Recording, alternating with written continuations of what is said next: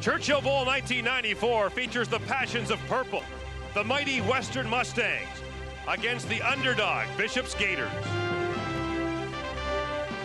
After a 4-year absence, Larry Haler's Mustangs are once again one step away from the Vanier Cup. They're ranked #1 in the country, and they're led by quarterback Warren Goldie, who has passed for 10 touchdowns in the last 2 weeks. Western has crushed everything in its wake, including an overtime victory last week over second-ranked Laurier. What we did in the regular season was nice, and we were excited by it. And the real challenge now is whether or not we can, carry on and demonstrate that we're a great team in the post-regular season, and that's what our mission is. Standing in their way, Ian Breck's Bishop's Gaiters, who began the season with 3 straight losses, but have come back to win the conference title. If you were to rate or decide the outcome based on talent, we wouldn't win this game. But it's not how talented you are that counts, it's how well the talent plays together as a football team. All the pressure is on #1 ranked Western, and they better be ready to play on Saturday afternoon or they're going to be in for a surprise. It's the color purple. Undefeated Western meets unlikely Bishops for a berth in the Vanier Cup. Next.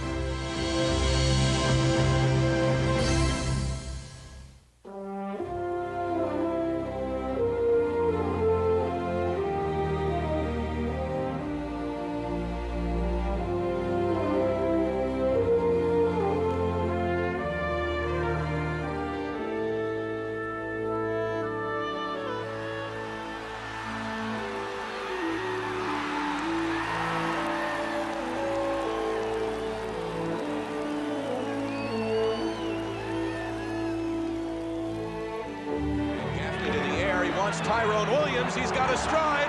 Williams with the catch. Larry Haler has got his Vanier Cup. Beginning our second decade of university sports coverage, TSN proudly presents CIAU football. From the campus of Bishop's University in Lennoxville, Quebec, TSN proudly presents the 1994 Churchill Bowl. The national semifinal game featuring the Ontario champion Western Mustangs against the Ontario Quebec champion Bishop's Gaiters.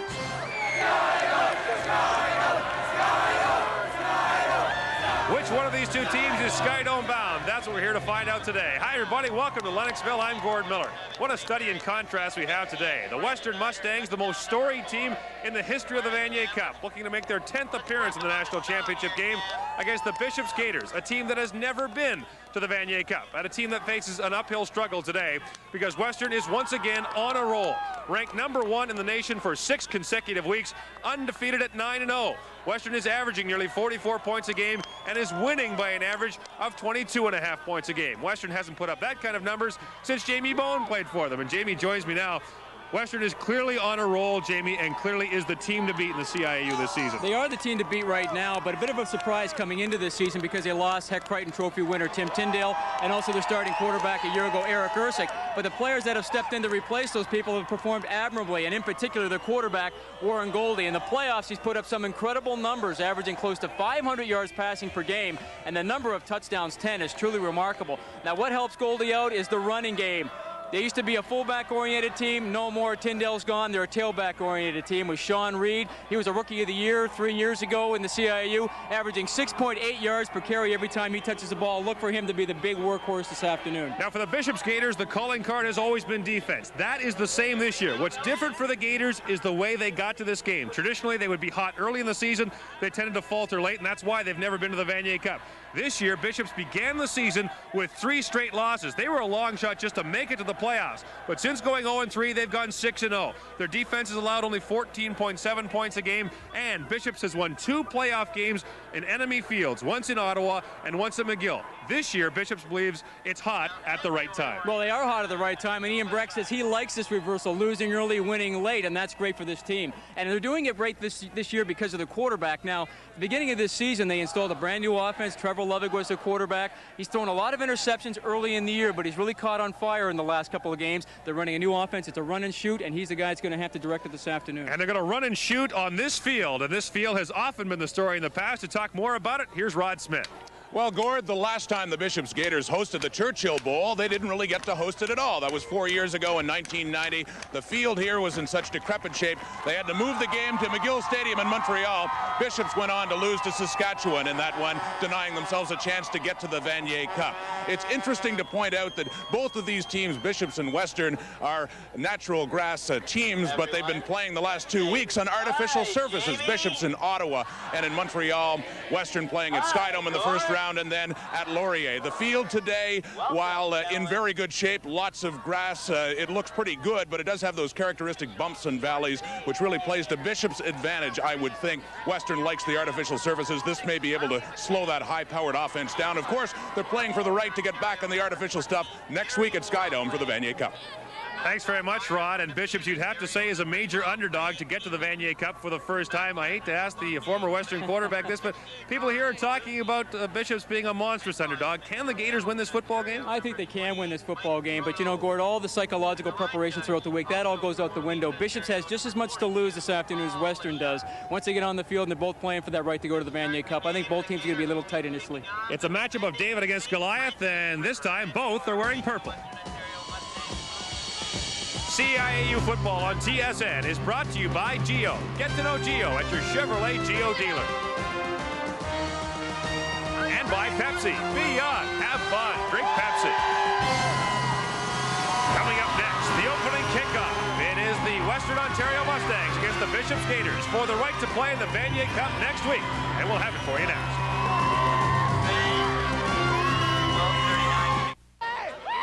Welcome back to Coulter Field in Lennoxville, Quebec. The Bishops Gators taking on the Western Ontario Mustangs for the right to play in the Vanier Cup game next week. It is a gorgeous day in the middle of November here in the townships of Quebec. Temperature 3 degrees, not much wind. It's coming from the south and moving from left to right as you'll look at it. And the Bishops Gators in purple will kick off to the University of Western Ontario Mustangs. And Jamie, right away we'll see that matchup we've been looking for. Bishops defense against Western's high-powered offense. That's right. Sean Reed is the deep return man, along with Damian Lowry, both very fast football players. Take a look at Larry Haler on the sidelines. Comes in with a very impressive record. 92 victories, 14 losses. And it's kicked off. And taking it is Sean Reed at his 17-yard line. Reed outside of the 25. Flags are down. So is Reed. Stopped at the 30-yard line. The tackle is made in the play by Tyler Bjorn. We'll see what the flag is about as Warren Goldie brings out the Western offense. Goldie broke the OUA record for passing yards in a game 2 weeks ago against Toronto. He passed for 555 yards, and look at the numbers he's put up this season. 22 touchdowns, 9 interceptions. He had shoulder surgery 3 years ago, but he says the arm is fine now. He'll start in a hole as the penalty is an illegal block against the Western Mustangs. It's 1st and 10 for Western from the 14. And you saw number 72, Stuart Beek, the tight end, block illegally, and that's why Western are back on their own 14-yard line. 1st and 10 for Goldie and the Western Ontario Mustangs, the #1 ranked team in the nation. And the pitch is to Reed. Reed gets outside and is still going across the 30. And Reed finally stopped at the 39-yard line. Forced out of bounds by Jim Georgitsos. And Don Simpson, the safety, and the running game for Western we thought would be a big factor. It is early. Well, again, when they go to the tailback, this is what they call toss, where all the offensive linemen reach to the play side. They leave with the fullback, Craig Young, and then they just get around the corner. Now it's a foot race. This is the kind of offensive play that Western have run very successfully this season. Gain of 25 yards on the first play of the ball game for Western. 1st and 10 from their own 39. And now Goldie to throw. They set up the receiver screen, but it goes through the hands of the intended receiver, Tom McConnell. McConnell also broke a CIAU record in that game against Toronto, 329 yards receiving. Here's the offensive line for the Western Mustangs.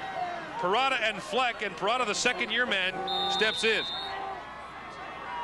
Goldie, Reed, and Craig Young are in the backfield for Western. And a good set of receivers. Tom McConnell set the CIAU pass receiving record 2 weeks ago against Toronto, 323 yards. Early movement, flags are down, and it looked as though Bishops was offside. Well, we talked to Ian Breck yesterday, and one thing he said about Bishops was the Gators had to stop Western on 1st down because the Mustangs are too good at 2nd and 5 or less at play action passes. And we see offside 75 Bishops. is the call against Paul Connery. And you'll see Connery jump there, and that'll give Western a 2nd and 5. And Bishops come into this game defensively. They like to play a lot of man coverage, and they like to come with a lot of force. The defensive line for the Bishops Gators, and you see that they play a 3-man front, but at times they'll play a 50 defense, and at linebacker U, the linebackers do a lot of the work. 2nd and 5 from the 44 for the Mustangs. First possession of the game, the toss goes back to Reed. This time they've got him stacked up early. Reed trying to get outside. The ball is loose, and it goes out of bounds, short of the first down marker. And it is Bishops football. The Gators were last to touch it out of bounds, and an early turnover gives the Bishops Gators a first down in Western territory at the 43-yard line. Well, Bishops come with great pressure here. Now Reed's trying to get his shoulders up the field. Right there is where he loses the ball. That's a good call because it goes off a Bishops player out of bounds. Well, a huge turnover early on for the Bishops Gators, who now take over 1st and 10 at the Western 43-yard line. The referee, Harley McKay, and crew making the call there, and as you said, Jamie, it was a good one. Now Trevor Lovig and the Bishops offense go to work for the first time. One back in the backfield. Lovig sets up the receiver screen. Completes it to Nigel McGilvery. McGilvery stacked up after a gain of maybe 2. Trevor Lovig leads the Bishops Gators offense, and in the playoffs, 3 interceptions, 1 touchdown. He's passed for 487 yards in the 2 playoff games. And you have to understand the kind of offense they run. This is not a big play offense. This is a controlled offense. They like to execute the run and shoot. They pass very short down the field. Gain of 1, 2nd and 9 Bishops. After the Western turnover, Lovig back to pass again, has time, over the middle, has a man, and he can't hang on. Again going to Nigel McGilvery in traffic over the middle. Unable to make the catch, Patrice Denis, the middle linebacker for Western, there on the coverage. This is actually very good coverage downfield, but McGilvery almost comes up with a great catch, goes up and stabs at it with one hand. But Patrice Denis, who played his CIAU football just across the street here at Champlain College, is there for the knock the ball away. And now David Carnifan goes back to punt, a 34.1-yard average this season. Punting into a slight breeze on a gorgeous afternoon in Lennoxville, Quebec. Better weather than we might have expected for this time of year. Come on, David. Setting up the return, Carnifan's angling for the sidelines, but it's taken by Xavier Lafont, and Lafont is broken loose. Carnifan, the kicker, turns him back, and the ball came loose again. Does Carnifan have it? He does. It is Bishops football again. The 2nd turnover of the game, and coming up with it, the kicker, David Carnifan, forced Xavier Lafont back to the middle. The ball came loose, and Eric Jodoin picks it up. Well, Lafont decides to cut it back up inside, and you can see that he gets stripped from behind, and now the ball comes loose. Bishop's ball, the officials right to this corner of your screen. He calls it, and this is what has killed Western. In the last game, they had 7 turnovers against Laurier and still managed to win. They said in order for them to beat Bishops, they have to eliminate the turnovers. The Gators get it right back, 1st and 10. Gunning it over the middle. Loving has his man and completes it to Masaki Kono, and Kono is brought down at the 37-yard line. Make it the 38, so it'll be a gain of 8 yards. Masaki Kono, one of the players for Bishops, who was injured earlier in the year, only played 2 regular season games, but has come back. He's averaging 12 yards per reception. They spot it as a gain of 6. It makes it 2nd and 4 for Masaki Kono. And the Gators get new life after a 2nd Western turnover. Throwing to the sidelines to McGilvery, and again, he does not make the catch. He was right at the first down marker. That's 3 passes to McGilvery in the opening moments of the football game. Well, I think Western are very lucky right now that they've managed to dodge 2 bullets. McGilvery doing the out, the ball a little bit underthrown, but a catch he probably feels he should have had. And Carnifan will come back to punt.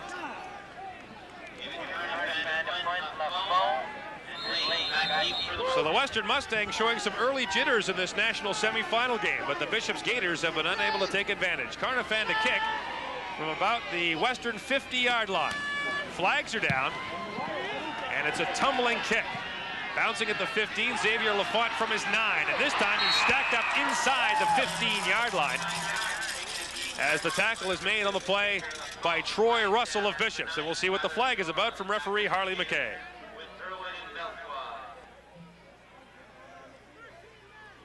talking to the Western captains.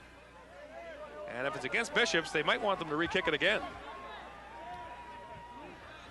Too many men. Bishops. It's declined. First down. Western takes the ball at its own 14-yard line. Let's set the rest of the Bishops defense for you. We said it's linebacker U, and you see the big man in the middle for Bishops is number 92, Francis Belfoy, leading the team in tackles and leads the conference in quarterback sacks, and the defensive backfield for the Bishops Gators. It's led by Troy Russell, 7 interceptions at the cornerback position, number 1 in the OQIFC. Warren Goldie will have to watch out for him this afternoon. And Joel Kruzich, a first-team All-Canadian last year, number 17, might have something to say about the result of this game before it's over. And you mentioned Kruzich. Last year, he was the OQIFC nominee for the Heck Crichton Trophy, and he was not a starting defensive back, but he led the league in interceptions a year ago. Well, the Mustangs have touched the ball twice and turned it over twice. We'll see what they do here. 1st and 10, stacked up at their own 14-yard line.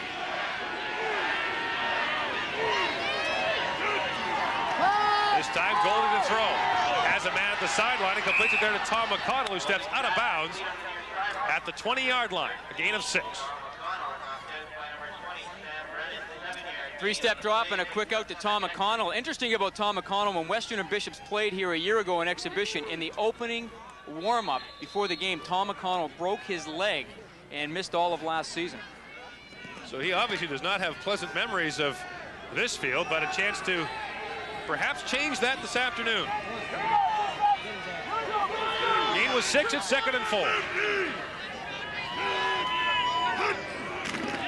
And the give to Reed, and he's stacked up right away in the backfield. Reed is stopped in his tracks. Tyler Bjorn comes up to make the stop, and it's a punting situation for Western. It's a good job by the Bishops defense. You see George Itzis, number 51, the linebacker. He comes right in there, makes a great play. This is the type of defense that Western's going to see all day. Bishops like to come after people. They like to gamble. They feel they can play physical defense if they get after people. They'll always rush a minimum of 6 people every time Western decide to throw the football. And back to punt for the Western Mustangs. Frank Jagus with a 43-yard average this season, a long of 62. The 5th-year player from Kitchener, whose parents made the journey down to see the game today, hoping it's not their son's last football game. Back deep to receive Masaki Kono and Joel Kruzich. Low snap. Jagus gets an end-over-end kick away to Kruzich. Bounces past him to his own 45. And now Kruzich, looking for a block, gets away from 1. And Kruzich gets up to his own 53-yard line. The tackle is made on the play by Nick Griffin. And already in this football game, Bishops was its 3rd offensive possession. And here's the offensive line for the Gators. Led by Mark Hatfield. He was the all-conference big man, 6'6", 282. Crichton, Doucette, Eilers, and big Kai Bjorn at 270 pounds. Offensive backfield, of course, their big running back when they decide to run the ball is Shane Thompson, averaging 7.2 yards per carry. And David Butler in the last 2 games has had 11 receptions. 1st and 10 Bishops from its own 52-yard line. And Lovick's going to throw again. Guns it over the middle and has Butler. Butler makes the catch at the Western 41. He's fallen. He got back up and made the catch. Tackled by the safety, Tim Hughes. And you want to talk about threading the needle. Trevor Lovick does a great job of putting this ball in between linebacker Derek Crete and defensive back Anthony Lane. Right in there between them. Perfect pass. Great catch by David Butler. Great throw when you consider that Butler was on his rear end when the throw was made. He got back up to make the catch, and he has a 1st down for Bishops at the Western 41-yard line. Lovick, quick step, throws over the middle, has Ian Crawford, and Crawford's 1st catch of the game moves Bishops down to the Western 29-yard line. Gain on the play of 13 yards. And one of the great things about taking a short drop, it's tough to get any pressure on the quarterback, and he finds Ian Crawford. Ian Crawford, the fastest receiver on this football team. They say he runs a 4.4 40 and also runs track and field for Bishops. Big, tall receiver, 6'3", 195 pounds out of Trinity. Another 1st down for the Bishops Gators. This time at the Western 28-yard line. No pressure so far. Lovick over the middle again, has McGilvery, and he has a touchdown.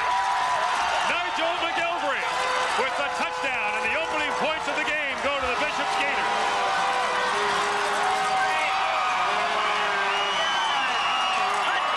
A 28-yard touchdown pass to Nigel McGilvery. And on their 3rd offensive possession. The Gators find the end zone. Well, it doesn't take long for Trevor Lubbock to find Ryan Lyons. He's the rookie defensive back for Western, number 4, and he finds Nigel McGilvery going one-on-one against him, and McGilvery beats him on a good inside move. And the point after, the snap is fumbled, and now Lubbock in trouble trying to get it away and is unable to. Check that, it's Jeremy Tessier, the backup quarterback, so Bishops bungles the snap on the point after, and as a result, it's a 6-0 Gator lead, 8:47 to play in the opening quarter. So the underdog Bishops Gators are on the board first in the national semifinal, the Churchill Bowl from Lennoxville.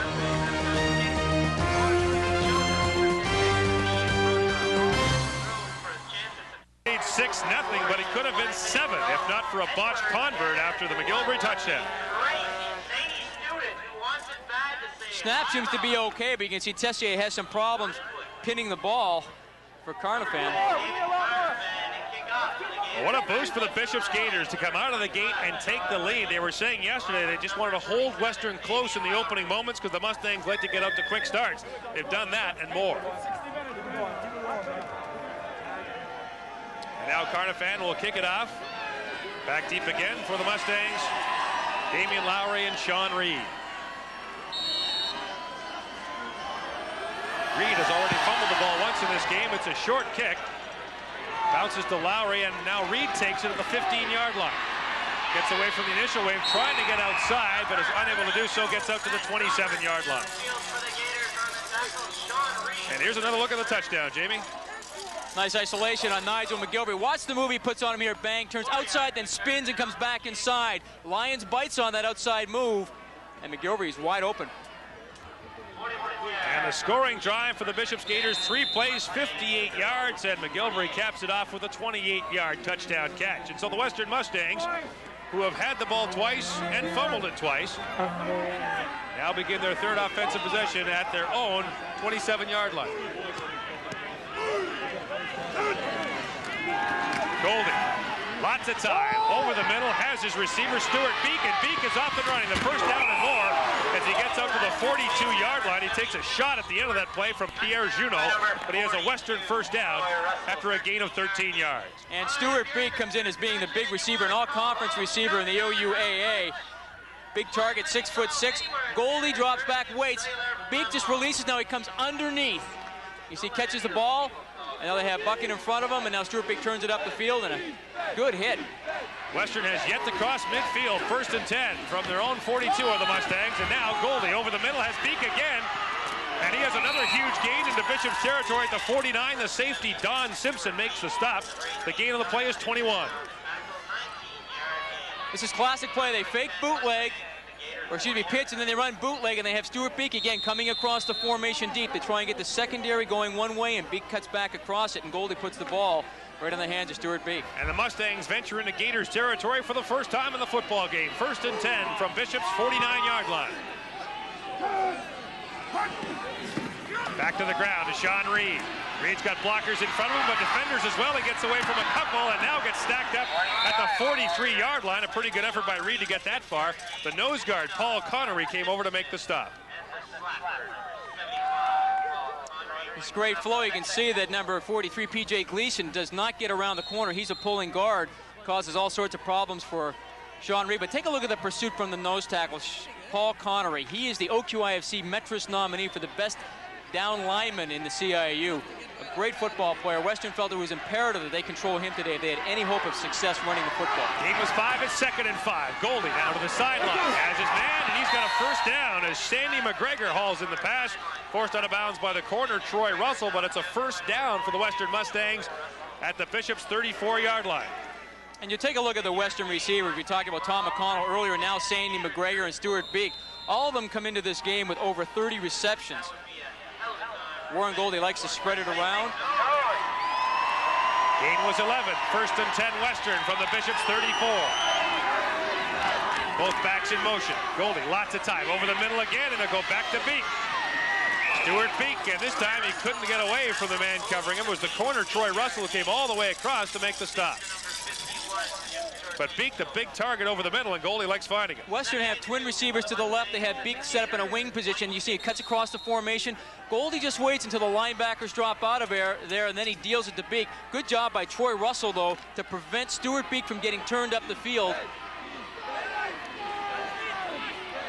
And a gain of 8 on the play brings up 2nd and 2 for Western. Here's what I like the play action pass. And they toss to Sean Reed. And Reed's got lots of people in front of him, gets across the 20 to the 18 for a Western first down.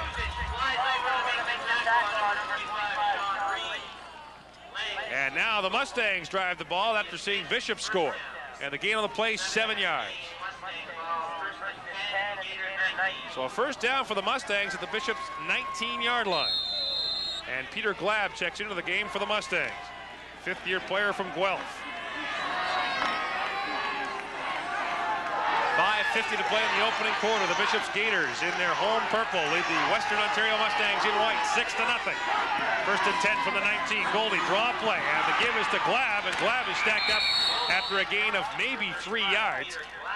Paul Connery and Dave Henry come in to make the stop. Western like to run this trap draw. They try to invite the rush across if they're going to pass. You see, they try to trap it there, but actually Bishops do a very nice job because they sit in there and they want to make sure that the quarterback passes, goes by the running back before he hands him the ball before they heat up the pass rush. And in the background, you saw Western offensive coordinator Greg Marshall, the former All-Canadian. Gain was 3, 2nd and 7 from the 17. They fake the toss to Reed. Now Goldie has a receiver in the flat. Reed is open to the end zone, and it is intercepted. Picked off by Pierre Junot.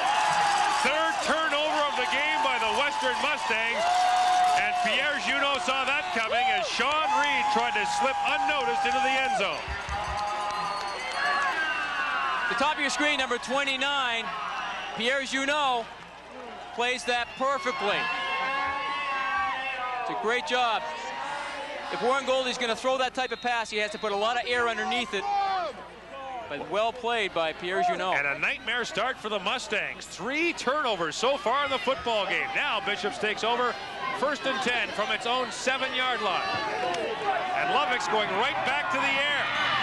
And that was very nearly intercepted as he threw it over the middle. Brian Heslop, the defensive back, was the closest player to the play, but it falls harmlessly incomplete. Well, different style of defense Western are going to play. They like to play a lot of zone coverage, and especially against this run and shoot, they're going to try to force Trevor Lovick to pick the open receiver in the hole. Here's Pierre Junot coming down with a big interception. Bishops has yet to run the ball in this football game.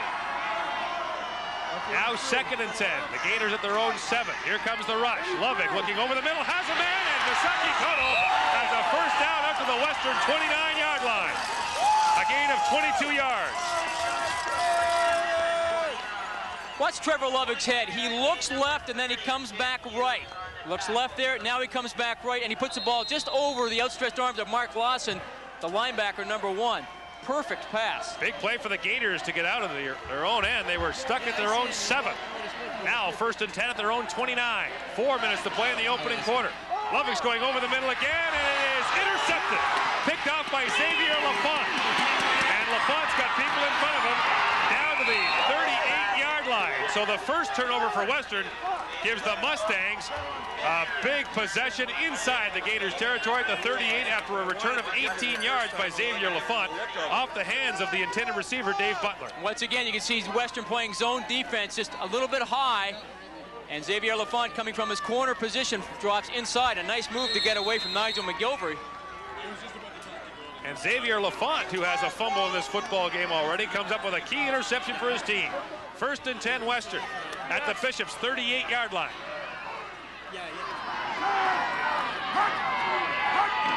Goldie, the throw on first down. Over the middle, has his man.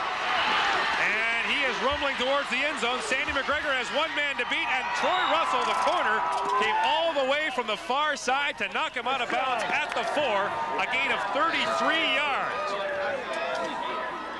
This is a big route. This is what they like to call dig route, where they take the wide receiver, he runs down, pushes hard to the post, and then he comes flat across. McGregor snags the ball. It wasn't a great pass by Goldie, who was kind of flopping around there, but McGregor makes a great catch. Now it's a foot race into the end zone, and once again, who comes over and makes the tackle? But Troy Russell, the corner, all the way on that side. First and goal, Western from the Bishops 4. And the give to Reed. And Reed is close, but is stopped short of the goal line. It'll be second and goal from the 1. So Sean Reed looking for the end zone and looking to get his team back in this football game. Down 6-0 early. And if Western's going to run down here on the goal line, look at them to run to the right, because Shaw, Gleason, and Jude St. John are all conference linemen. Sonny Parada is filling in on the left side for Brian Patnode, who is out with an injury. Second and goal from the 1.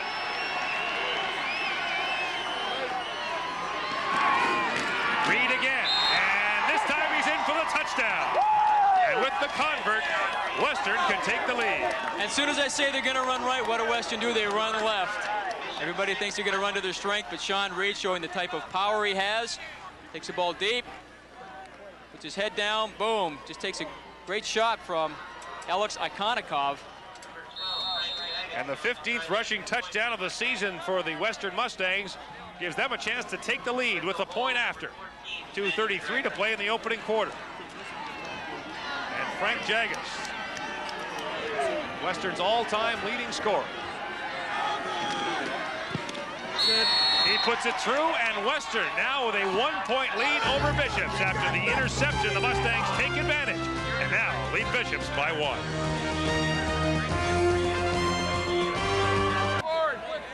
Back on the Western bench, where the Mustangs have just taken the lead 7-6 over the Bishops Gators. And if you're the Western Mustangs, Jamie, you got to think, hey, we couldn't have played a worse quarter, and we're ahead. That's incredible when you think about it. That's the only thing that they can take some confidence away with right now. 3 turnovers in the first quarter, yet you're ahead by 1 point. Now Jagus to kick it off. Back deep to receive, Shane Thompson and Luke Normand. Jagus drives it low along the ground. This is Normand from his 10. And Normand has a seam. Luke Normand still going, and up to the 35-yard line. A great return for Normand, 25 yards. And Bishops gets it right back in a turnover-filled game so far. We've seen 4. The first quarter is not yet over. Well, we talked at the beginning of the broadcast about how both teams might be a little bit tight. I think both of them are looking for this first quarter to get over. The scoring drive, 3 plays, 38 yards. After the turnover, the interception made on the play by Xavier Lafont, and Sean Reed caps it off with the 1-yard touchdown. First and 10 now, the Gators from their own 34. Trevor Lovett to pass again. Has a man in the flat and gets it out there to Michel Morin. His first catch gets Bishops out to the 44-yard line. Rod Smith. Thank you, Gord. With Western quarterback Warren Goldie, you've been moving the ball. The turnovers, I'm sure, discouraging, but that must have been a very encouraging drive.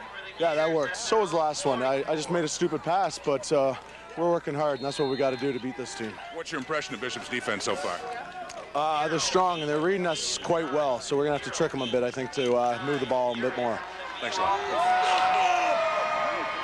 Gain was 9 for Michel Morin. It's 2nd and 1 for the Gators. And Lovett will throw on 2nd down and has a man as he completes it to Ian Crawford, who has a first down up to the Bishops' 50-yard line. We have yet to see the Gators run the football, Jamie.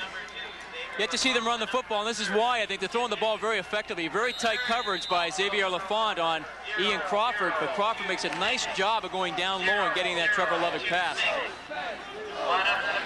First and 10 for the Gators at their own 50. Down by 1. 1:20 to play in the opening quarter.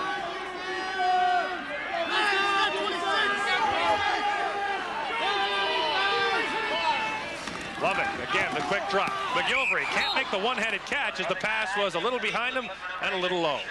I'm surprised that Bishops has not yet run the football, Jamie. Well, they're not primarily a running team, and when they do run it, though, they're fairly effective. Both their running backs, Shane Thompson and, of course, Michel Morin, have over 7 yards per carry. As Ian Breck on the sidelines. Trying to get the Bishop's Gators to the Vanier Cup for the first time in the school's history. When you look at the players that Bishop's has sent to pro football, it's unimaginable that they've never been to the national championship game. On 2nd and 10, Lovick has lots of time. Out to the flat, has his man. And Dave Butler is pretty close to a first down as they spot at the Western 50. He'll be very close. And it should be a first down. And the key to this is Lovick has all sorts of time to throw the football. Butler goes down, curls, comes back. He gets just enough for the first down. 13 straight throws by Trevor Lovick. And that for a first down to Dave Butler. And the offensive line for Bishops is doing a great job so far because they haven't even gotten close to Trevor Lovick. He's had all sorts of time to throw the ball. You know, hard to believe. Ian Breck told me today that if this game turned into a shootout, he wouldn't mind. It's hard to imagine going toe-to-toe with Western and coming out ahead. 1st and 10 from the Mustangs 50. Lovick, the throw, surprise. Over the middle to Crawford, and Crawford dives ahead to the Western 41-yard line, a gain of 9. He'll be just a half yard short of the first down. Probably the first time Trevor Lovick had any real pressure on him at all, but he managed to step up and deliver the pass to Ian Crawford.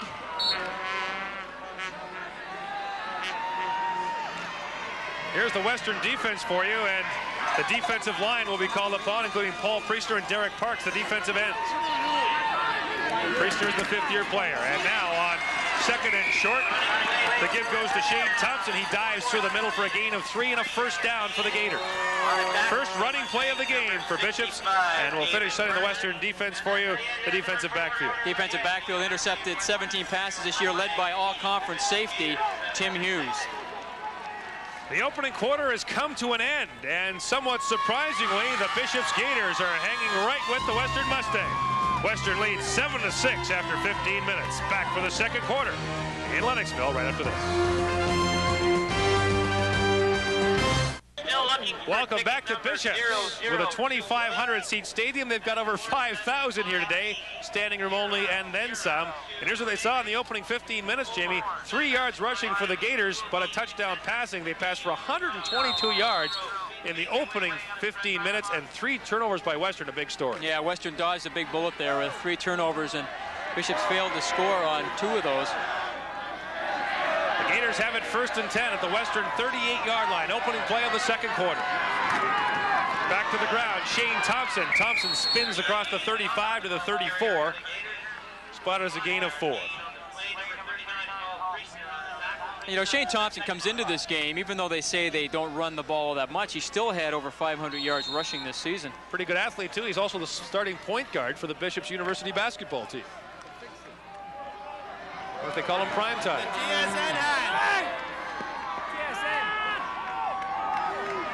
Game was forward, 2nd and 6. Lovick has 3 receivers to the far side. That's where he's looking. He has Masaki Kono, and Kono across the 25 to the 24 has another Bishops first down, and all kinds of time for Trevor Lovick to throw the football. And that's the key to it right now, Gord, is this offensive line is doing a superb job. Look at the space he has. There's nobody in his face. And a nice job again by Masaki Kono. If you take a look at Bishops receivers, they go down the field, they get as deep as the linebackers, and they work back. They get in between the holes of the linebackers. Gain of 10 for Masaki Kono. And another first down for the Gators. Thank you. 1st and 10 from the 24. Bishops trying to retake the lead. Lovick over the middle to Kono again. He's looking for a block.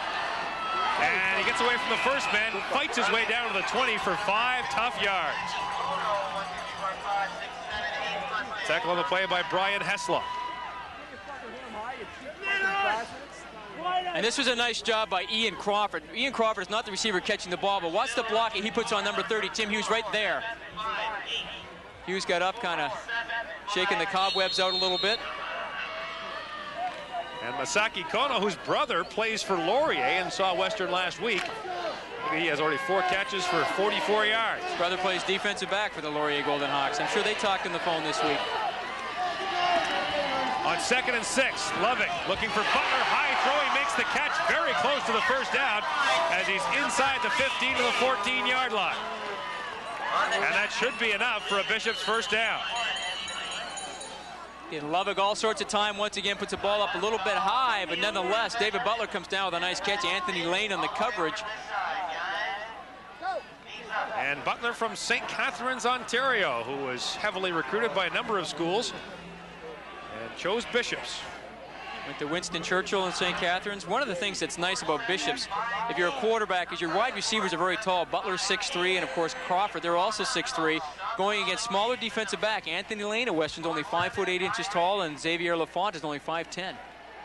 And he's got the first down. Butler, who has led this team in receiving for each of the last 2 seasons, keeps the drive alive. And now Bishops has it 1st and 10 at the Western 13-yard line.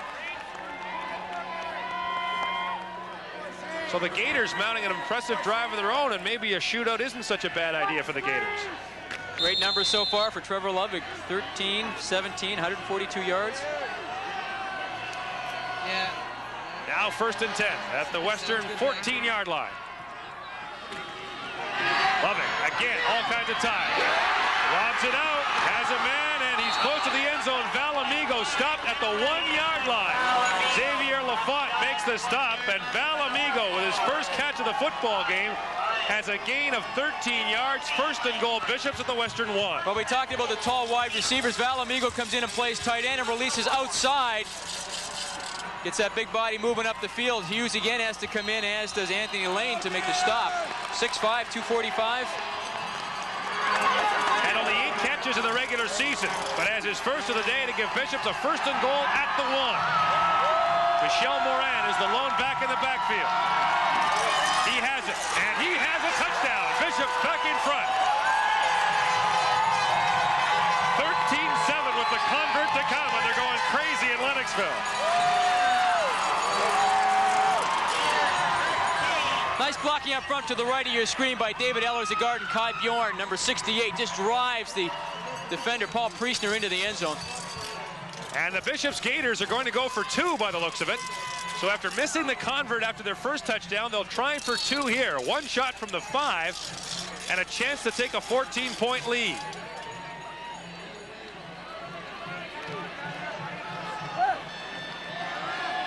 And you wonder if they wouldn't go back to that play to Amigo. 3 receivers to the near side of the field. Lovick again has time over the middle. Como has the 2. 14-7. Bishops with the lead, so the missed convert early on will not be a factor. And it's a 1-touchdown lead for the Gators. They like Masaki Kono. Trevor Lovick is hooked up a lot with him today. They have him on a linebacker. That's number 1, Mark Lawson. The Bishops Gators smell upset and lead Western 14-7 early in the 2nd quarter. Welcome back to Lennoxville, Quebec, in the eastern townships of Quebec, where the homestanding Bishops Gators lead the Western Ontario Mustangs 14-7. Is Western into another nail-biter? The Mustangs have been there before, 2 weeks ago against Toronto and last week in overtime against Laurier. But Bishops has been impressive in the early going, Jamie. They've been very impressive, and I think you have to give full credit to their quarterback, Trevor Lovick, and his offensive line. They have kept all sorts of people off of him, and he's had time to throw. Let's go to Rod Smith. All right, thank you, Gord. Trevor Lovick joins me now. The protection you've been getting is incredible. How much confidence does that give? It's a world of difference. If they don't give me time, then I can't throw the ball, and we're just nickel and diming them to death, and our O-line gets all the credit. They're doing fantastic. We were talking about the fact that we thought that you would have won a low-scoring game. Not necessarily? No, I don't think so. I think we'll try to match them point for point, and hopefully we'll come out with the win. Good luck. Thanks. Thank you. Well, if there is a weakness for the Western Mustangs, it might be defense. 80 points in the last 2 playoff games, one of those an overtime game. Carnifan kicks it off. Damian Lowry from his own 20, and he gets out to maybe the 25-yard line as he's stacked up on the play by Hugh Irwin, a backup linebacker for the Bishops Gators. Well, it's tough to win championships, and you're allowing that many points on defense. Western, of course, averaging 40 points against them in the last 2 games. Throughout the season, they averaged 21 points against them, and that's still very high. Well, Warren Goldie's team has been able to withstand 3 early turnovers, but an impressive drive that covers 81 yards by the Bishops Gators. 9 plays, chewed up more than 5 minutes on the clock, and that's something that very few people expected from Bishops. Ball control, but it's a great way to play defense because it keeps Western's offense on the sideline. 1st and 10 from the 26. Sean Reed with the carry. And Reed bulls his way across the 30 to the 32 for a gain of 7. Sean Reed had 22 yards on his first carry of the football game. This time the pickup nearly 7 will actually spot it as a gain of 6, make it 2nd and a long 3. And the two teams have gone toe-to-toe here, back and forth. Both teams have held the lead. Right now it's Bishops by 7. Goldie has Sandy McGregor. McGregor has a first down, ridden out of bounds by Troy Russell, and Russell's been a busy tackler today, but he couldn't stop McGregor there before he got the first down. Well, I don't think Russell ever thought he'd tackle Greg Marshall, but he did there as well on the sidelines. He got wiped out as well. Again, quick out, Goldie waits a little bit, delivers a pass to McGregor. Now Troy Russell comes in. You see Greg Marshall, the coach, gets wiped out as well, trying to protect those knees. Marshall, the offensive coordinator for the Western Mustangs, and his team has a first down at its own 38-yard line. Goldie has pressure now, is on the run, looking for someone to get it to, and he does. Stewart Beek, and Beek up across midfield to the Bishops' 54-yard line. The tackle made by Don Simpson. Great play by Warren Goldie, who got smacked at the end of that play by Dan Boeing. Well, when you get back in the pocket and you don't, all the time is running out on you, this is a great play by Goldie, backing up off his back foot to find Stewart Beek. Danny Bohink, of course, in there on the pressuring Warren Goldie. Pickup of 17 yards, and the ball just across midfield. 1st and 10, Western. Toss to Sean Reed. Bishop's trying to string it out, but he gets around the corner, he's off and running. Reed gets away from Simpson and out of bounds at the 25-yard line, a gain of 28 yards for Sean Reed. Again, toss again to the right side. You can see they just try to get man up on man up. They lead out with the fullback, Craig Young, and now they just try to find that little seam right there, and he just gets through it. Now, once he gets his shoulders turned upfield, he can kick in the speed. The 28-yard gain puts Western 1st and 10 at the Bishops' 27-yard line. This time the fullback, Craig Young, and Young gets down to the 20. A gain of 7. Saw Craig Young before the game. I went into the Western dressing room to warm up a little bit, and he was in there doing what Glenn Hall used to do before games, throwing up, a little nervous before this game. Well, I can't remember a time when a Western fullback did not score a touchdown in a year, and Craig Young is not scoring a touchdown this season. Spot the ball at the 21, make it 2nd and 4 from the Bishops' 21-yard line. Goldie waiting, throws to the sidelines, and it goes out of bounds. He was looking over there for Sean Reed, but the pass was over his head. And with 3rd and 4 coming up, Larry Haler will send in the field goal unit. And you see Larry Haler talking it over with his offensive coordinator, Greg Marshall. And now Frank Jagus, a 65.5% field goal kicker, will come on to try a 28-yarder. That will pull his team within 4. Now in the Ontario-Quebec Conference, the rules are different. If the player can bring it out of the end zone, it's automatically spotted at the 20, no matter where he's brought down. Jagus from the 28, puts it up and wide. It's wide left, and now if Simpson can bring it out, it will not be a single point. But he is down in the end zone. So Western gets just 1 and trails by 6, 14-8 with 9:11 to play in the 2nd quarter of the Churchill Bowl.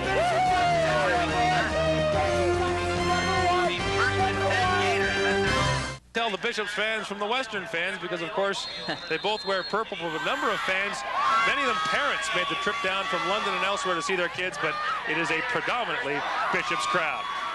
And the Gators take over 1st and 10 at their own 35 after the missed field goal by Frank Jagus. Now the give to Shane Thompson, and he's got a good gain across the 45 to the 50 to the 51-yard line. Shane Thompson in a gain of 15 yards. You can really see how when you have an effective passing game, how it starts to set up the run for you. Everybody now is thinking pass, pass, pass. Now they run it off tackle. They pull Ehlers around, and I mean, he gets all the way downfield onto the safety. It's a well-executed play by Bishops. And It gives the Gators a first down at their own 51. And the last Gator drive covered 81 yards for a touchdown. The toss to Thompson. This time, nothing doing. Great play by Paul Priestner to jump into Bishop's backfield and make the stop. The fifth-year player from Burlington. Well, Paul Priestner comes up. Now watch. Right here's nice play. Keeps his feet, leverage. Nice job in the tackle with Shane Thompson. Comes by his football skills, honestly. That's right, his brother John played for the Mustangs and also for the Baltimore Colts and Hamilton Tiger Cats. It's a loss of a couple, make it 2nd and 12. Love it. Lots of time, throwing deep over the middle. He has Butler. Butler is close to a first down at Western's 49-yard line. He's right at the first down marker. And he should have enough to give Bishops a big first down. They are just eating this zone defense alive right now. Play action a little bit. Lovick all sorts of time. Butler again just goes downfield, turns around, and works back to the quarterback. And David Butler, the leading receiver coming into this game, now has 4 catches for 44 yards. And a first down for the Gators once again in Western Territory at the 49. Looks like a broken play. Lovick trying to get out of bounds. Struggles to his 49. Looks like he had problems deciding who to hand off to, Shane Thompson or Michelle Moran. And Lovick did the smart thing, just took it out of bounds and got a gain of 1. Yeah, that was the smart thing by Lovick. Pull the ball down. Don't do anything crazy. It's first down right here. I think it looked like it was supposed to be pitched to the right, or so he thought. You can see that Thompson is out in front. I think Lovick just made the mistake and turned the wrong way. It happens sometimes to the quarterback, but that's a smart thing. Don't turn it over. Don't do anything crazy. Just get out of bounds, come back, rehuddle. Halftime. Look at the numbers he's put up today so far. 16 of 20 for 169 yards. That's a good game for some people. Lovick out to the flat. Masaki Kono has a ways to go for the first down. One man to beat, can't get there. He's at the 40-yard line. He got about 9 yards. He's a yard short of the first down. Xavier Lafont comes up to make the stop, and now it's decision time for Ian Breck. It'll be third and a very long yard.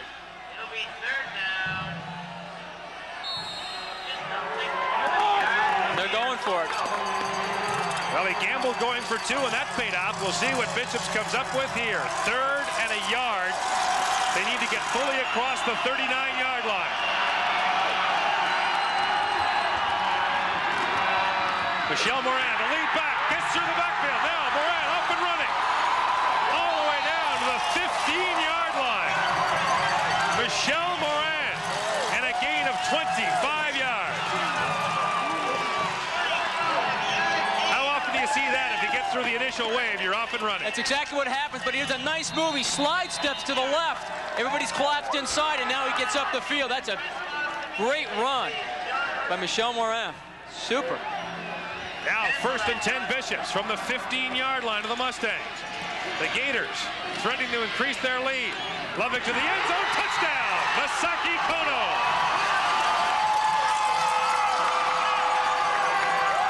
And Davis is leading Goliath by 12 with the convert to come.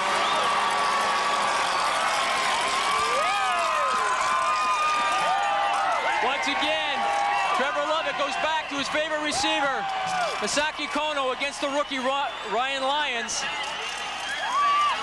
Boy, they're making it look easy. They're putting on a passing clinic this afternoon. Boy, if you didn't know, you'd wonder who was the #1 team in the country coming into this game. The Bishops Gators have been most impressive. The point after by Carnifan is good. 21-18. Bishops leads Western with 6:17 to play in the opening half at Lennoxville. Back at Bishops, do not adjust your set. The Gators, who are life and death to make the playoffs, lead Western 21-8 after the 15-yard touchdown by Masaki Kono. Once again, Trevor Lovick, all sorts of time, one-on-one coverage. And Masaki Kono makes a nice move to cut inside. Let's go back to Rod Smith. Well, Gord, Chris Doucette is in the center of an offensive line, giving Trevor Lovick all kinds of time. Explain what's happening out there. Are you surprised? No, actually, I'm not surprised. It seems like they're sitting back and wanting to let us throw. They haven't come with too much pressure yet. So basically, they're coming with a 4-man rush, and we're not having too much trouble picking it up right now. So things are going our way. You think they're going to be forced at some point in this game to start firing some guys and putting more pressure on him? Well, you got to figure something's got to change, but we'll be ready for it. You know, we've been watching a lot of film all week. We had a lot of their game films watching, and you know, we're not really going to be surprised by anything. So. Thanks a lot, Chris. Thank you. Sean Reed with a kickoff return from his own 5.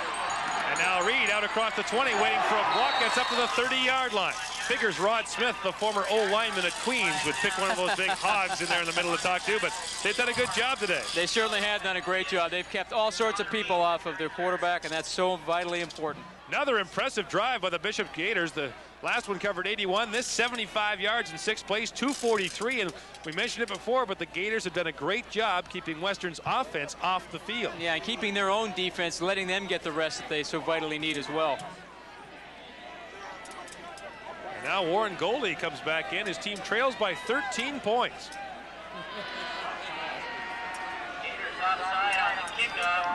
Gators were offside on the kickoff, but it's declined, and Western will take the ball 1st and 10 at its own 31.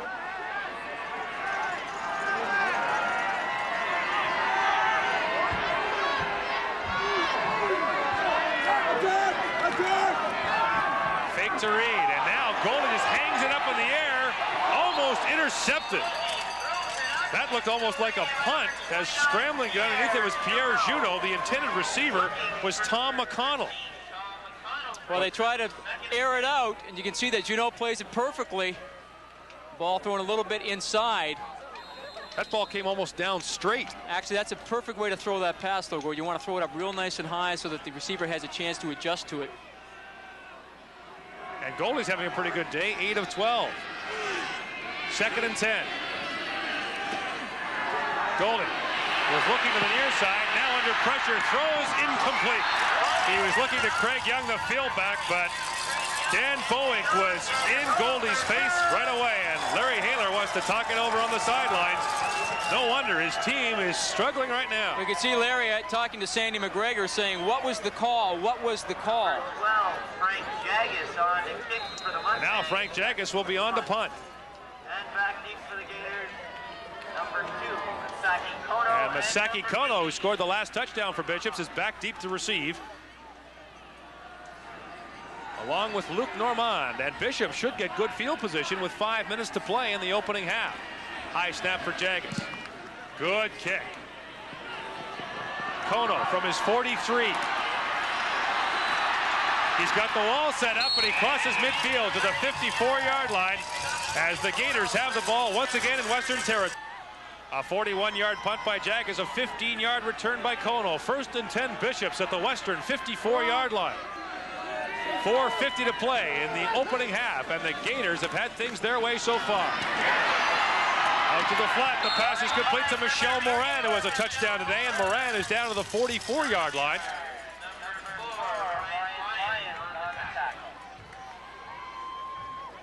And Morin, but a yard short of the first down. And if there's ever a series when Western defense has to come up big, it's right now. They cannot allow this game to get out of hand. I'm not sure if Western has trailed the game by 13 points this season. Morin again has the first down as he gets down to the 42-yard line. Last time on a play like that, Morin took the ball for 25 yards, set up the touchdown. Well, it's great that Bishops have been getting themselves into situations where they're either getting first downs on first down or they're getting very close. It's always been 2nd and short. And that's really the way Western has played this season. Another first down at the 42-yard line.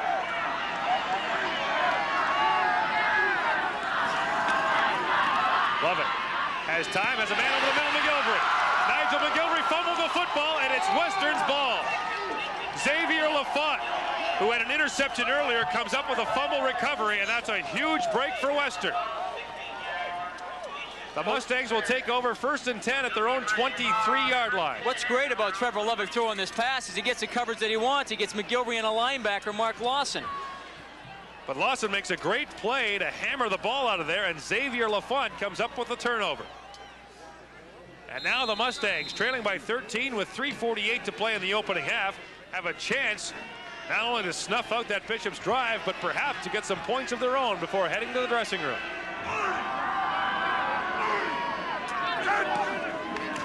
Fake the toss to Reed.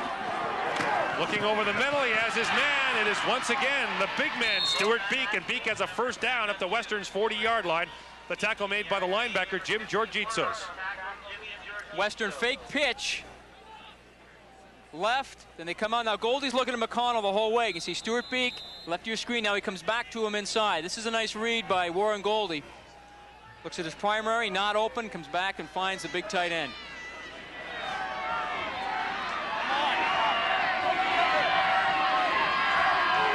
First and 10 from their own 40. Here comes the blitz, the give to the lead back, the fullback Craig Young, and he bashes his way across the 50 to the 52 for another Western first down. Craig Young, who carried the ball this season for a 6.3-yard average. Now to go off tackle, they call it goal blocking. They block guard, tight end inside, they pull the guard, they kick out, and Craig Young goes right up the seam. Took over from Heck Crichton Trophy winner Tim Tyndale. Big shoes to fill. Not just Tyndale, but you consider the Marshall brothers, all the great fullbacks that have come out of Western over the years. Under 3 minutes to play in the opening half. First and 10 Mustangs. Again, they fake the pitch to Reed. He's got a man, Beek open, and it is intercepted by Troy Russell, the corner. What a play by Russell. I'm sure Beek thought he had that ball right in his mitts. And Troy Russell just took it away from him. Fourth turnover of the game for the Mustangs. And Troy Russell is one of the great defensive backs that we've seen this season. He's the corner. He comes back off of his corner spot playing that zone and comes back and helps cover the tight end. That is a great interception. And the Gators take over. First and 10 at their own 30-yard line. Here's Thompson. And Thompson trying to get to the 40 is stopped short. And the tackle is made by Patrice Denis. Number one, baby, number one, number one. Troy Russell out of Richview Collegiate. His team won the Metro Bowl championship in Toronto back in '91, and he was the MVP of that game. It's easy to see why. He's crossed the field to make tackles, come up with interceptions. He's done it all. Gain of 7 on that last carry. Brings up a 2nd and 3. Out to the flat. Thompson has the first down. Out across the 45 to the 46-yard line. Tackle made by the first-year player, Ryan Lyon. And Bishop's now with the ball at its own 46-yard line. Nice play action fake by Trevor Lubbock, and then he dishes the ball out to Shane Thompson. Thompson enough for the first down.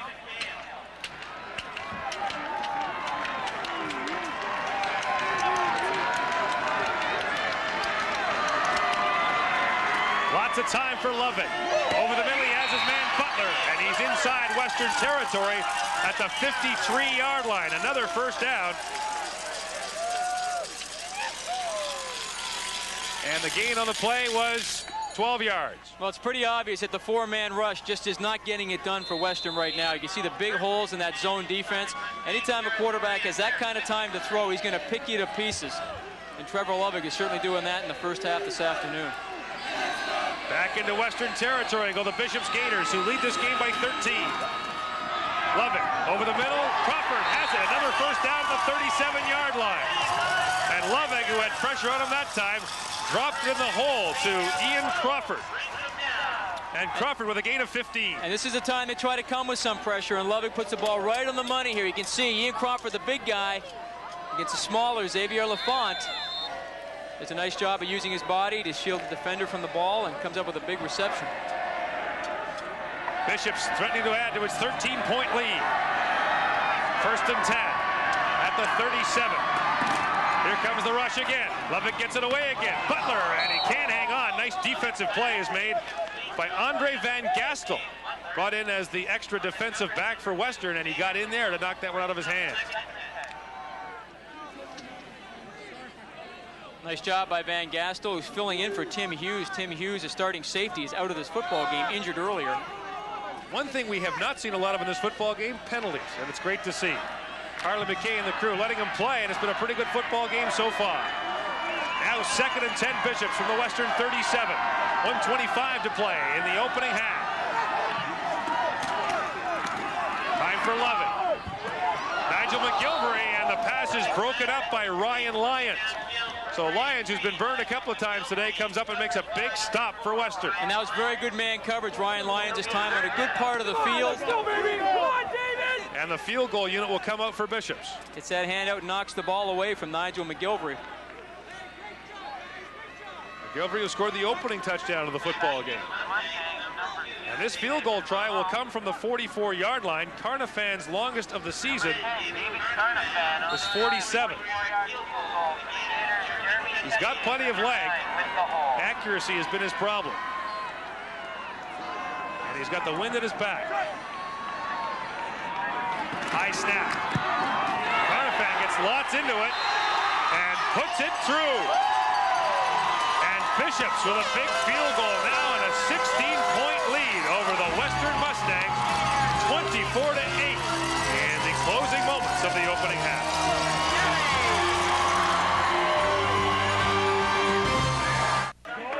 .1:15 to play in the opening half. Ian Breck's team leads Western 24-8. And Jamie, you'd have to say that Bishop so far has played nearly a perfect game. It's as perfect a game as I've seen an offense play this season. And we've done a lot of games across the CIAU. These guys are right on, a great game plan. They're just chewing up that Western defense at zone coverage.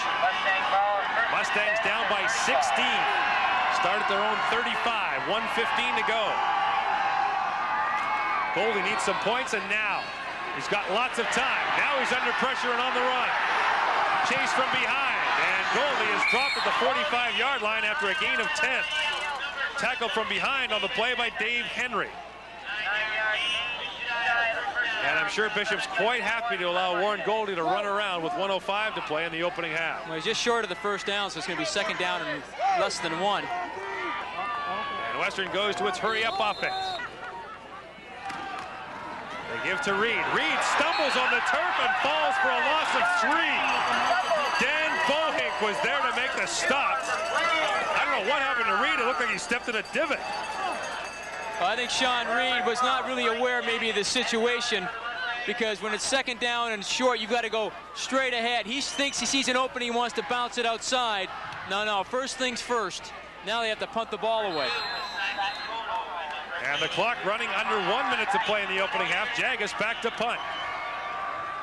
Masaki Kono and Luke Normand are back deep to receive, and with any kind of a return, Bishops could get some more points here.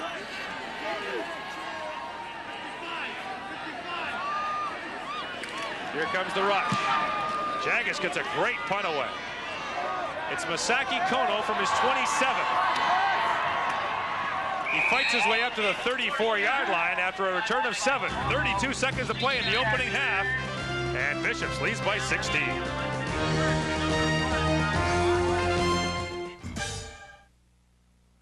Looking to reach the Vanier Cup for the first time in their history, the Bishops Gators lead Western 24-8 with 32 seconds to play in the opening half. The Gators have been impressive from the outset, and Western has hurt itself with 4 turnovers.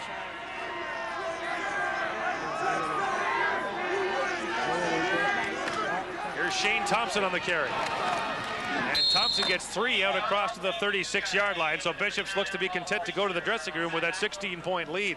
If you told them before this game that they lead by 16 at the half, they'd have held a parade in Lennoxville.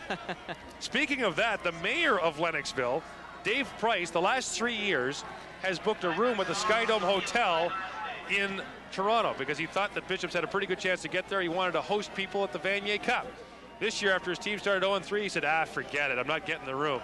Now, they're a half away from getting there. Maybe that's the good luck chart. And maybe, I'll tell you what, if they do manage to beat Western, there'll be a lot of hotel rooms coming free during the week. I can guarantee you that. He won't have a problem getting a hotel But they're room. already decorated in purple and white. So That's right. So they won't mind. Well, you know they're going to have a little discussion at halftime in the Western dressing room. I have to say to Western, though, the Mustangs are fortunate they're not down by more. With 4 turnovers, they got a big interception earlier in the quarter. This could be a lot worse for the Mustangs. They're still in this football game, but lucky to be.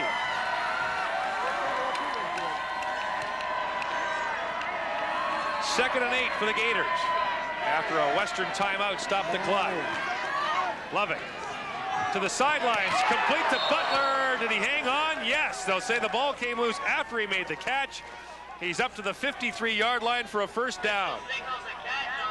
Was that a catch, Jamie? I'm not so sure that was a catch. It looked like tried to come down with it, but it looked like Xavier Lafont put his helmet right on the ball, but we'll see if he has control of it coming down. Nice delivery outside, right over. I don't think so. Very close. But it's a 1st and 10 for the Gators at the 53. 21 seconds to play. Time for a couple plays and then maybe a field goal try. Loving over the middle, intercepted. It is picked off, and Andre Van Gastel comes up with the interception, and Western takes over at midfield. 12 seconds to play in the opening half. Another big interception for the Mustangs. This is not what Lovick wanted to do. Again, throws a ball, poorly thrown. That's really his first poorly thrown ball this afternoon, and Andre Van Gastel, playing that safety spot, comes up with the interception. Now they'll try and work it with 12 seconds left to try and get Frank Jaggis into field goal range. His longest this season has been 50 yards. He'd be going into a bit of a win. Western on its own side of midfield with the Mustang 54. And now referee Harley McKay talking it over. They get everyone in place, establish who has timeouts and who does not, and Western does not. And now they're talking to Larry Haler on the sidelines.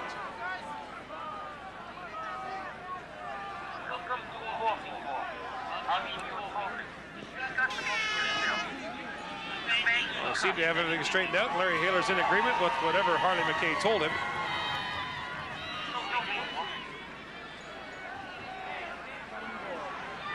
And now play is blown in. 1st and 10 for the Mustangs from their own 54. Down by 16.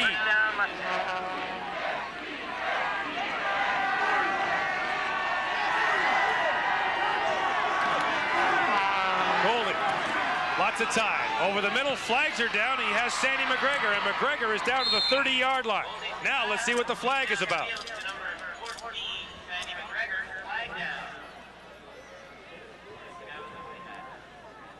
And this is a huge call.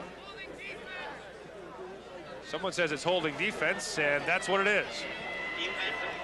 Well, that should move Jaggis within field goal range. This will be a 37-yard try. Holding, number 90, Bishops, declined, first down. Bishops are giving the big cushion. He moves to the post, and it cuts straight across the field. This is that dig route that Western likes so much. McGregor, it's a nice job of getting down.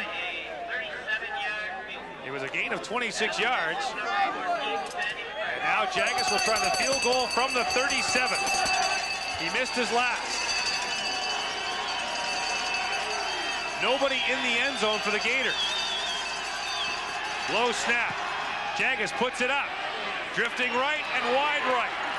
Now Simpson will try to get out of the end zone to avoid giving up a point. He's just got to get out. That's all he's got to do. He does not. Great play by Western's number 60, Chris Harhay, to drive him out of bounds. Single point for Western. The score at the half will read Bishop's 24, Western 9. But the Gators will take it.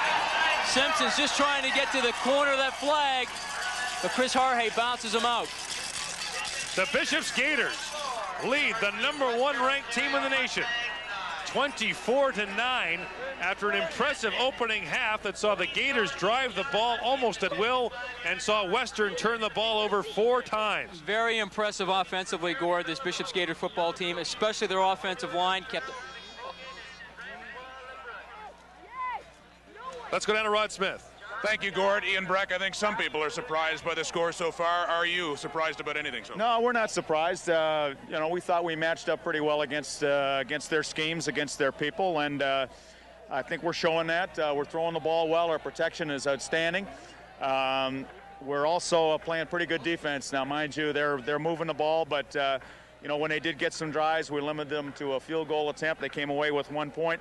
They got the touchdown, but heck, it's 24-9, and we feel good about ourselves, and we just got to keep this thing going. It would seem to me that if Western has a chance to get back in this game, and everyone knows that they do, they've got to put pressure on Lovick. Do you expect them to come out the second half and start sending more? I'm surprised that we haven't seen more 6 pressure, more blitzing. They started to bring their halfbacks a little bit at the end, but We saw that on the film, and we're prepared for that. We can side adjust to that pretty well, and our front guys really take this game as a personal challenge to make sure our protection is secure, because they know that when we have good protection, we can throw the football, and you see what happens. Thank you, Coach. Okay, thank you. Gordon? Ian Breck was quietly confident before this game, and now he is openly confident. Yeah, they're dressed for the weather. In Skydome, that is. Bishops leads 24-9 at the half.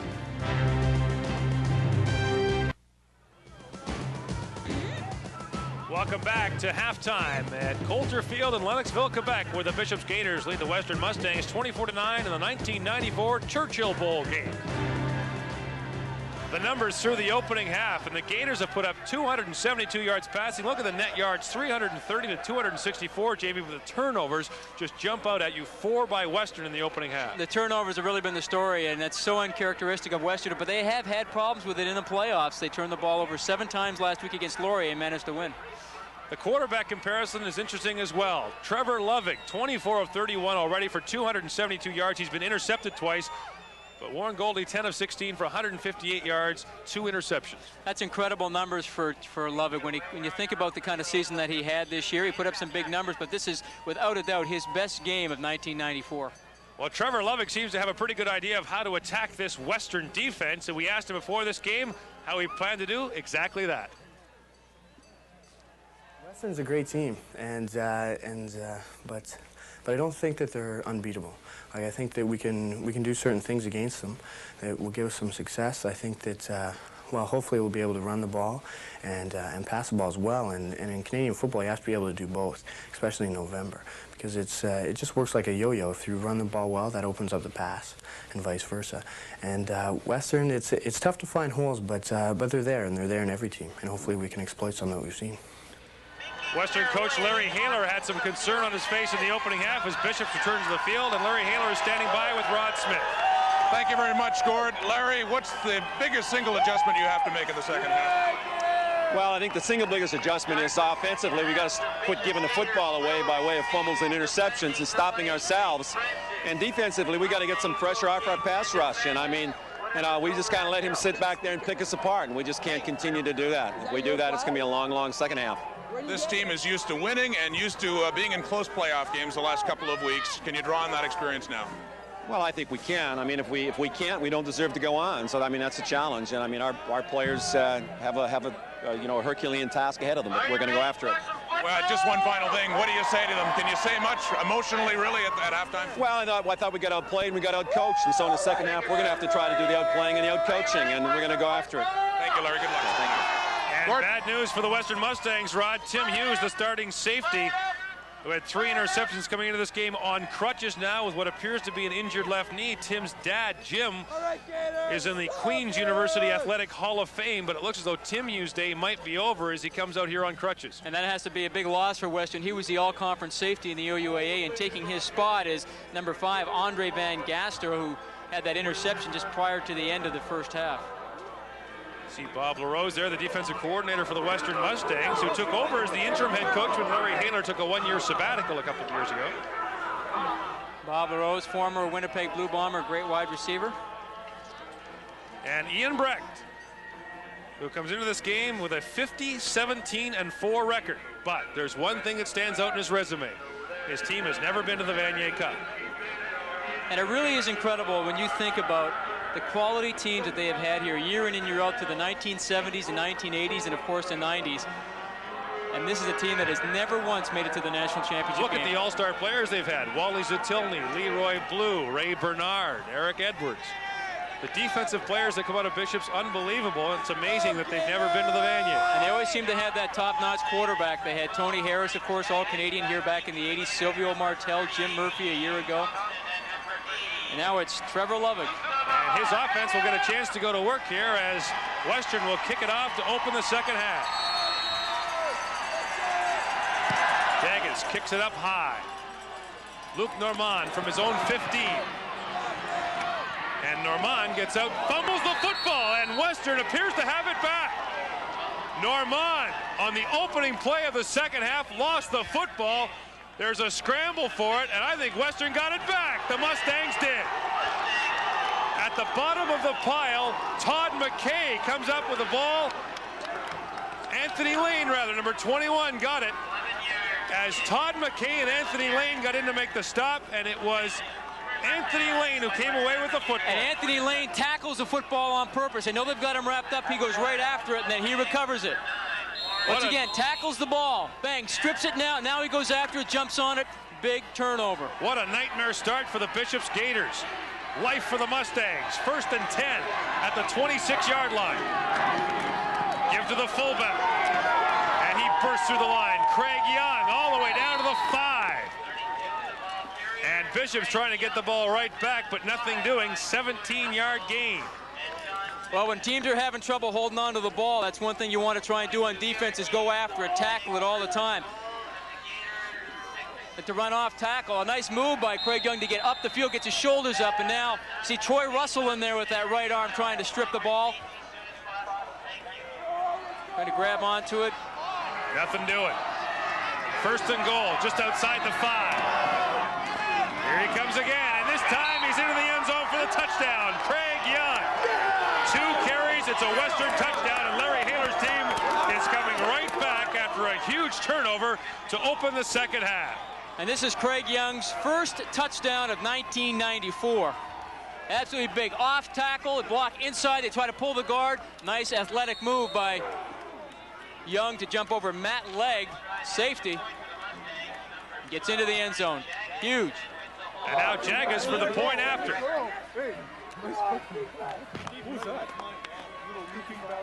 And this to cut the lead to 7. Jagas puts it up and through. 41 seconds into the second half. Western's right back in it, trailing 24-17.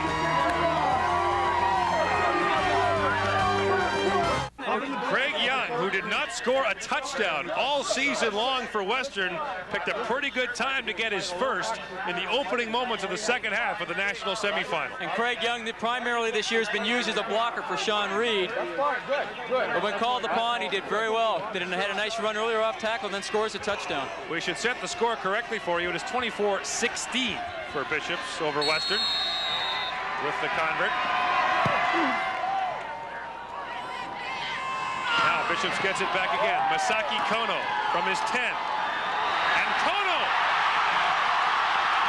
across midfield and forced out of bounds at the 47-yard line. The tackle is finally made by Andre Van Gaster. A return of 52 yards. And so Bishops, after the big turnover, comes right back. Well, they make a change. Luke Normand is not back there anymore. They put Masaki Kono in his spot.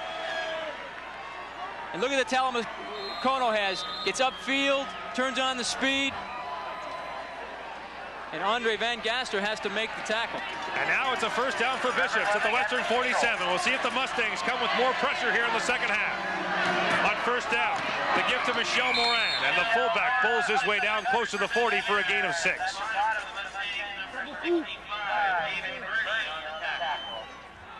Bishop's taking a page out of Western's playbook, running the inside trap. Open up, get some pretty good yardage. Second down and short. It's very early in the second half, but you really have to feel that this is a big defensive stand for Western. After the touchdown, if they could stop Bishops here, this is a new football game. On 2nd and 4, Lovett. Over the middle, has his man, and he's got a first down. Sandy Campbell. He dropped the football, no catch. He had it, but when he went down, he lost it. I think he was down. But whatever it is, it's a third down for Bishop. This is a big hit. Makes a nice catch, but see how he has to expose his body? Mark Lawson comes in and drills him. You can see the ball between his legs on the ground. I thought he was down. It's a 3rd and 4 for Bishops at the 40. Now a punting situation for the Gators and David Carnafan. Number 2, Xavier Lafont. Long way. And he'll be punting into the wind, and there's some confusion for the Mustangs as players are shuttling in and out. Xavier Lafont is back deep to receive along with Damian Lowry.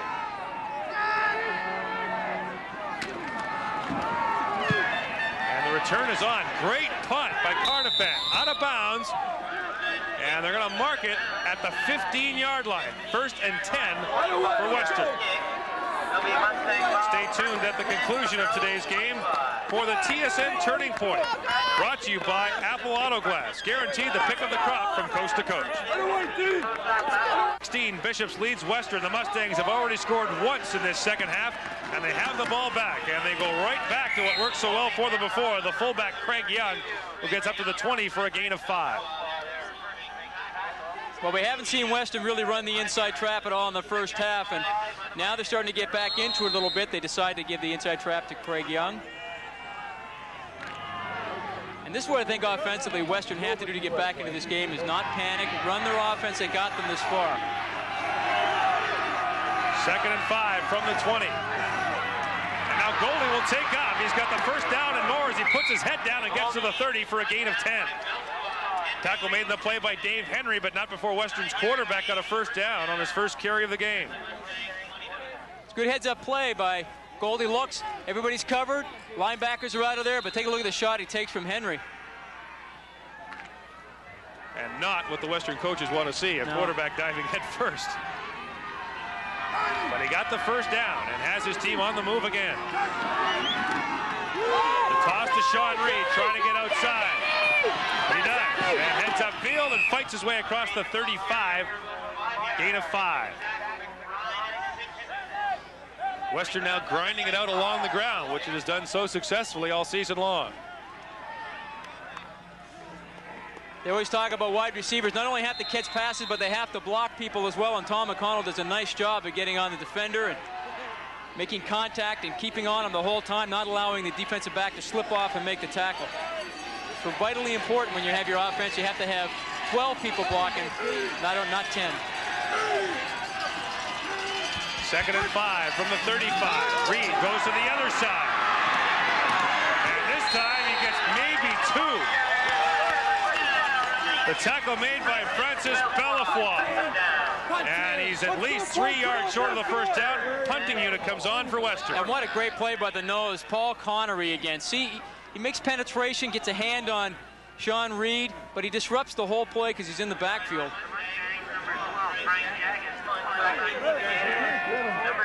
Warren Goldie talking over the offensive coordinator Greg Marshall, but the punting unit is on the field for Western.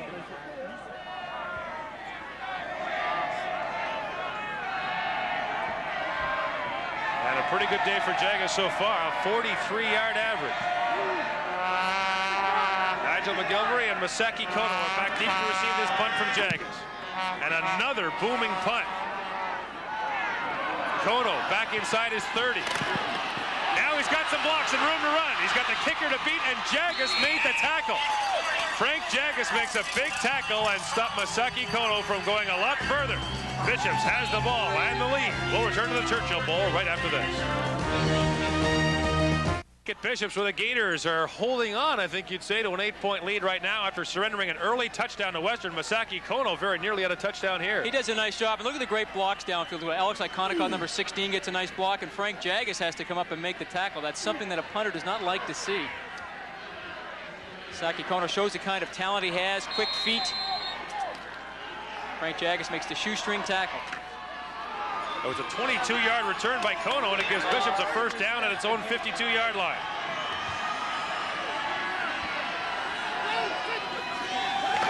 Loving back to throw, slips and has it intercepted. Patrice Denis has the interception, and Western has the ball inside Bishops territory at the 51-yard line. One play and out. What a huge interception for Patrice Denis, the second-year player who calls London home. Well, I think they fool Lovick here. I think he thinks that they're going to come with a big blitz, and then Denis comes from his middle linebacker spot, plays the quarterback's eyes, flows to that side, and Trevor Lovick puts it right on his numbers. While Bishops was expecting big pressure from Western in the second half, perhaps expecting it too much there, as the interception gives Western a second big turnover in the second half. And we haven't yet played 5 minutes. And Bishops has now turned it over 5 times. 1st and 10 for Western. Goldie comes up throwing. And he's looking deep. And he has a man down at the 7-yard line. Tom McConnell makes the catch. 1st and goal from the 7. What a grab by McConnell. And a gain of 44 yards. This is actually very good coverage by Sammy Brennan, but McConnell goes up and fights him for the football. Don Simpson there as well, but what a great catch by McConnell. Superb concentration to come down with the ball. We have yet to play 5 minutes in the third quarter, and Western is threatening to score for the second time. First and goal from the 7. Young, the fullback, close to the end zone, but stopped at the 1. And Bishop's desperately trying to grab that football away from Craig Young. Can Western get down here like to run off tackle? Again, they block inside with tackle, or excuse me, with the tackle and the end, and then they take the guard and they kick out. And Craig Young finds a seam in there.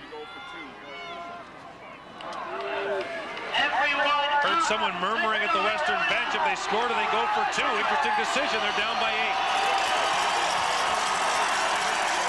Second and goal from the 1. Reed. Touchdown. And Western with 2 scores in 5 minutes and 47 seconds. Now trails by 2 with the convert to come, and it looks like the Mustangs will go for 2. And they will go for 2, and I believe checking into this football game, usually when they go for 2 is Peter Glatt, but off tackle lead. They try to leave with Craig Young, the fullback. Everybody blocks hard inside, and then they give it to the big back, Sean Reed. And he gets in to pull Western within 2. And we're in for a good old-fashioned fist fight down the stretch now. Western has climbed right back into this football game thanks to 2 early turnovers in the second half. And now Western to go for 2 and the tie.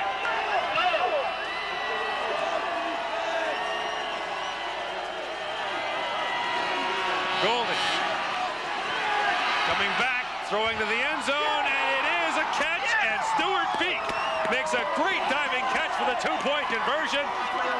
And don't look now, but this game is tied at 24. Goldie initially looks right, very well covered, has some time, but now he's running out of time because of the pass rush. Kind of slings it underhand, but what a great catch by Stuart Peak. And that ball hit the ground. It's a 2-point convert for Western after a second touchdown in the second half. 24-all is the score.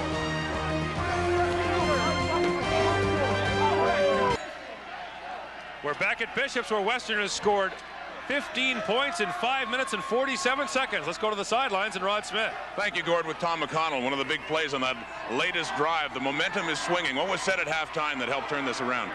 Well, we can't play any worse, and they played a good first half. We cut down on the mental errors, and we might as well go out swinging. That means playing, so I think we're just going to let it all hang out in the second half. We didn't come 11 hours for nothing. Certainly not. A couple of big turnovers there, too. Yeah, I think our defense is keyed. We were played not very good in the first half. We're a little more aggressive in the second half defensively. I think that's going to help us. In terms of adjusting to their defense, are you seeing anything now differently in their coverage? No, I think pretty much they're presenting what we expected. We just have to, whatever they're doing, we just have to, counter it, and they're not surprising us. Thank you, Tom. Thank you. Gord. And now the kickoff to Masaki Kono from the 5. Kono had a great return last time. We'll see what he does here. Not much, as the Mustangs do a great job stacking him up. Van Gastel got in there to make the stop, and Van Gastel has stepped into this football game to take over from the injured Tim Hughes. The scoring drive was impressive. 3 plays after the interception, 52 yards, 101, and the 2-point conversion ties the game at 24 with 9:06 to play in the third quarter. There's a long way to go yet. Well, we talked about at halftime, Bishops can't come out and sit on that lead. Well, that lead is evaporated, so this is really a new ball game. Nothing to sit on now. First and 10 for the Gators from their own 27. Ludwig's going to throw again. His last was picked off. This one very nearly was too. Xavier Lafont got both hands on that football as Ludwig was throwing for Dave Butler, and that was very nearly another turnover. They're trying to isolate Butler on the backside, but thrown high. Xavier Lafont gets a hand on it.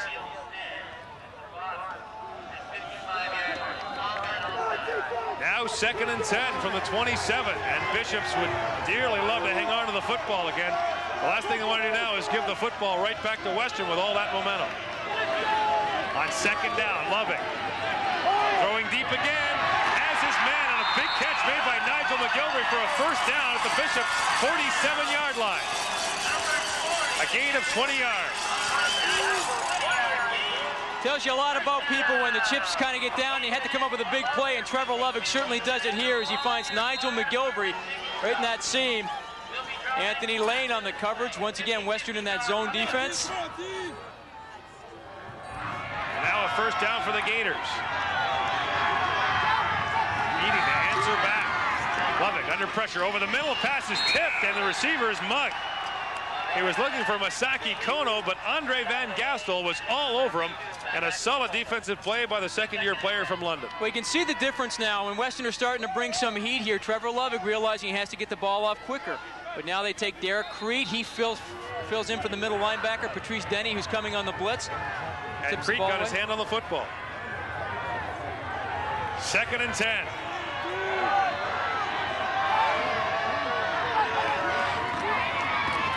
Four-man rush for Western. Lovick has time. One hops the pass for Ian Crawford. And Bishops will be forced to punt. Let's go, David. Boot it down there, baby. Here's the second for the 50-50 draw. Ian Brick may have a problem on the Bishops sideline from a crowd that completely rings this field at Coulter Stadium. Now David Carnafan having a tough day punting, just a 26-yard average. He needs a good one here or Western will enjoy great field position. Xavier Lafont is back deep to receive along with Damian Lowry. Western sets up the return. Better kick by Carnafan. Lowry lets it bounce. Back at the 25, but there was a Bishops defender right there. That'll be no yards against the Gators. As jumping in trying to make the play was Bishop's Troy Russell. Well, I think Troy Russell thought it might have hit one of the Western players, and I believe he thought it hit number 22, Brian Heslop, who is coming back helping to block. We'll see if referee Harley McKay saw it that way. No yards for call.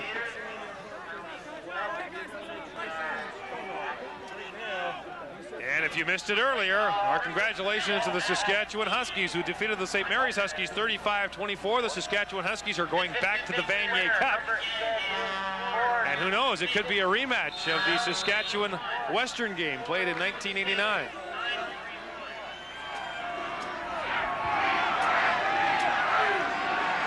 The penalty gives Western a first down at its own 43-yard line. Sean Reed on the carry, nothing to it. Sean Reed stopped where he stood by Dave Henry, who makes a solid defensive play. Dave Henry, the transfer from Concordia University at defensive line, does a real nice job shedding off the block of Stephen Fleck and getting into the backfield. If you're the 50-50 winner, make your way up to the press Fullback box. Peter Glab checking into the game now. 9-3-1.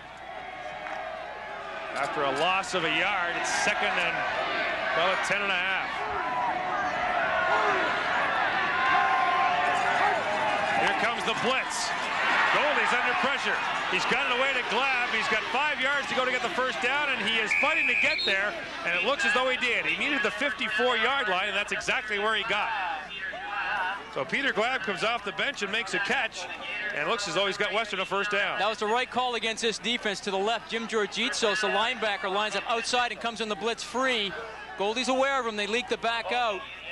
Peter Glab, and now Glab does a nice job of getting his shoulders up the field and just enough for the first down. And now there's an injured Bishop's Gator on the plate. Dan Boeing, the defensive end, is down on the field. Dan Boeing, a mainstay in that defensive line for the past 4 years. This is his 5th season, missed training camp this year. Decided to come back for his 5th and final year. And he's a player that Bishops dearly needs in this second half.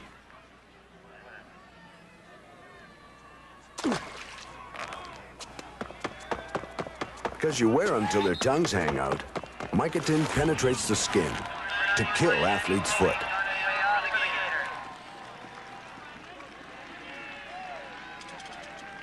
Dan Boeing makes his way off the field and appears to be all right. The question is, will he be able to return? And injuries have played a factor for both teams. Get off the field! And we'll see if we can find out what happened. Well, I have trouble. He's going to roll his ankle on his own player, Don Simpson. It was a first down. Western on its own side of midfield at the 54. Goldie.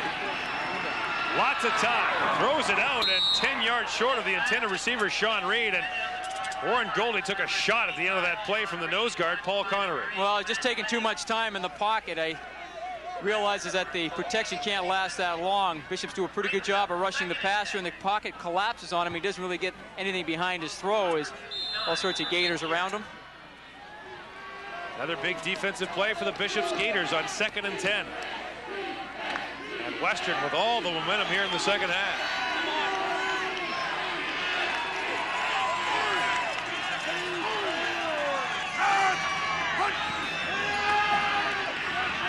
Lots of time for Goldie. Now he's shoveling it ahead to Glab. And Glab is stopped well short of the first down. A gain of 5. A strange pass by Goldie. It looked like a shovel pass, but I don't think it was designed to be one. I don't think it was either. I think he just realized that he wasn't going to be able to get out of the pocket and make any yardage. He's flushed out, steps up, sees Peter Glab, tosses it, but look who comes in and makes a tackle once again. Number 42, Troy Russell, who's been all over this field this afternoon for the Bishops Gators. And so now Frank Jaggis comes on to punt. Nigel McGilvery's back there with Masaki Kono. We have not seen Luke Normand return a kick since he fumbled the opening kickoff of the second half.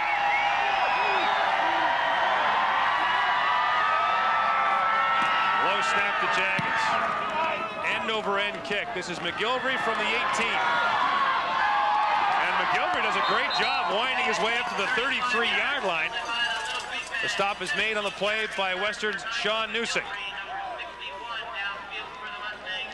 So finally, Bishops figured out a way to stop Western in the second half. One way to stop them is not to turn the ball over. And that was a real concern for Western coming into this game. Brian Patino, normally their third down snapper's injured, but look at the numbers of Trevor Lovig in the second half. Quite a big difference from his first half numbers, only 1 of 6.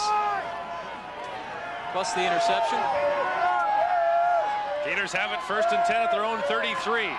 Lovig up and throwing again, has McGilvery over the middle, and this time McGilvery stopped up at the 44-yard line, should have a first down. And the tackle is made by the guy who's been getting picked on today, Ryan Lyons.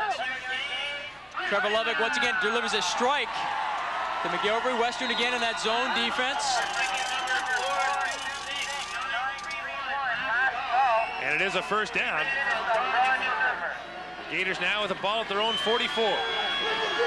4:45 to play in the third quarter. Bishops working into the wind. Love it. Hangs one up high. It's picked up. Xavier Lafont again with the interception. A flag is down, and Lafont is down to the 49. That pass well over the head of the intended receiver, Dave Butler. And Xavier Lafont is having some kind of day with a second interception.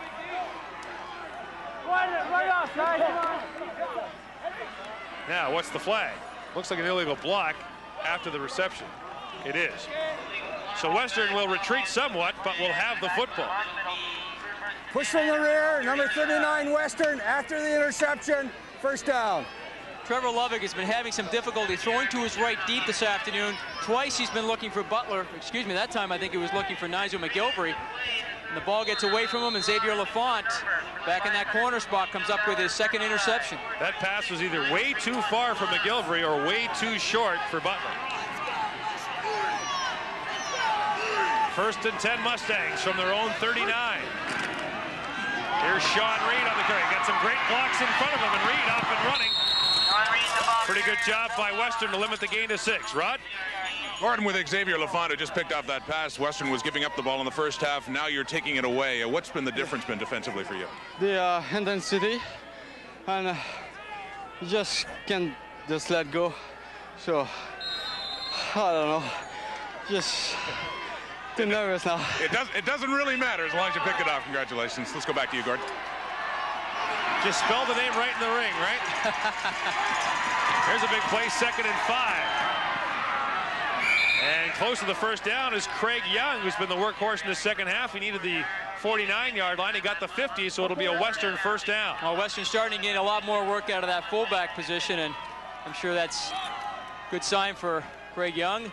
Again, they like to run that off tackle where they take tight end and tackle inside, and they pull the guard, P.J. Gleason. He kicks out. And Craig Young follows in behind. Maybe it's all that weight he lost before the game throwing up. He was so nervous.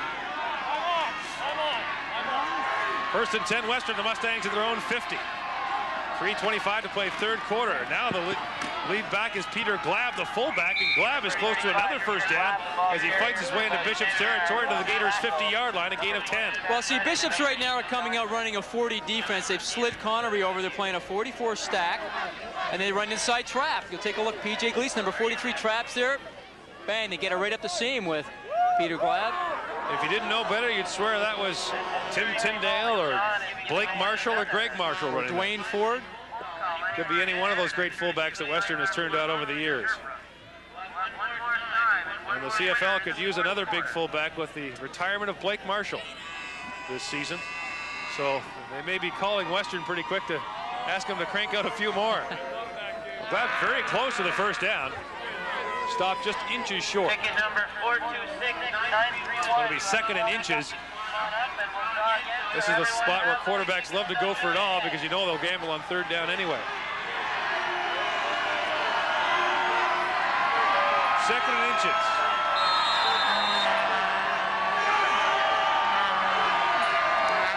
And Goldie will simply go straight ahead and easily get the first down, a pickup of a couple to the Bishops' 48-yard line.